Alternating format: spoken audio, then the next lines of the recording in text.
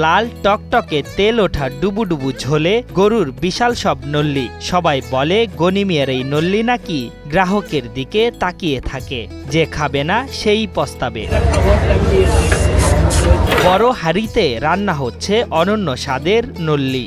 এই খাবার এক নজর দেখলে লোভ সামলানো দায়, যেন জিভে জল আনার উপক্রম। দামে কম, মানে ভালো হওয়ায় দূর দূরান্ত থেকে প্রসিদ্ধ এই খাবার খেতে আসছেন ভোজন রসিকরা।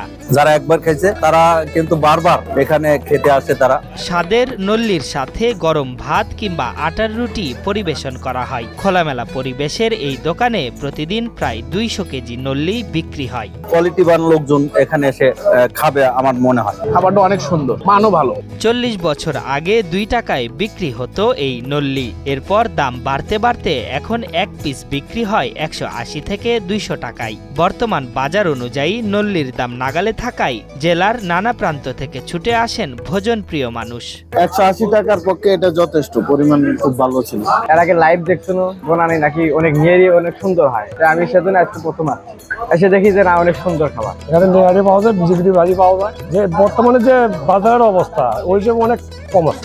অনন্য স্বাদের এই নল্লি পাওয়া যায় বগুড়ার বনানী সুলতানগঞ্জ হাটে গনি মিয়ার দোকানে। সপ্তাহের প্রতি সোম ও শুক্রবার বসে এই খাবারের দোকান। বগুড়া শহরে অনেক জায়গায় নেহরি পাওয়া যায়, তার মধ্যে সবচেয়ে বেস্ট আমরা বারে বারেই আসি এখানে খাই। খাওয়ারটা মজা, দামও মোটামুটি সাশ্রয় আছে।